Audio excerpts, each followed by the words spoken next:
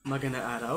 Ngayon, pag-uusapan natin ang kahalagahan ng pragmatic sa epektibong komunikasyon at kung paano nakakaapekto ang di-verbal na komunikasyon sa pragmatikong kahulugan ng isang usapan. Una, ano nga ba ang pragmatics? Ito ay sangay ng linguistika na tumatalakay sa tunay na kahulugan ng isang payag batay sa konteksto at paraan ng pagsasabi nito.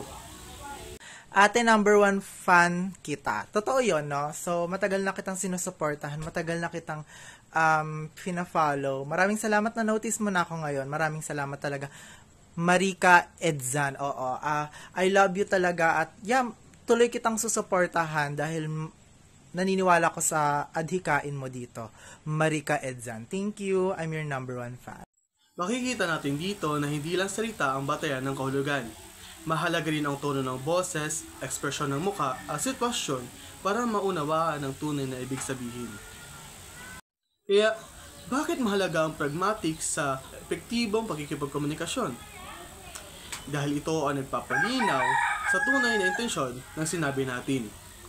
Sa mamagitan nito, naiwasan ang hindi pagkakaunawaan at mas nagiging maayos ang ating pakikipag-ugnayan. Halalan, di katabi yung crush! Ay, mga tanga dyan. Lundi, ang arte. No ba? Ang arte. Kala nyo nakikipagbiruan? Gusto pa yung pinipilit show. Ay, mga tanga. Gusto yung dito. Ano ba kasi? Lakasan ko, Bea. Ayan, Aray. Hala, pinaiyak ninyo. Kala nyo kasi nakikipagbiruan eh. Para ka mga tanga to. Kala nyo naman talaga kasi crush ko yun. Ngayon, ano naman ang epekto ng di-verbal na komunikasyon sa pragmatikong kahulugan ng isang usapan? Minsan, mas makapangyarihan ang kilos kaysa sa salita.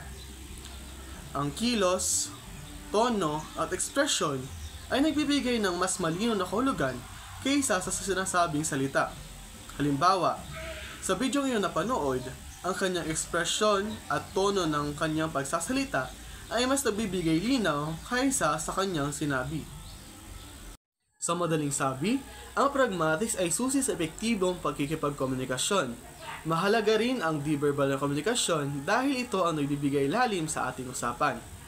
Kaya, sa susunod na magkikipag-usap tayo, tandaan na hindi lang mahalaga ang sinasabi natin, kundi pati na rin kung paano natin ito sinasabi.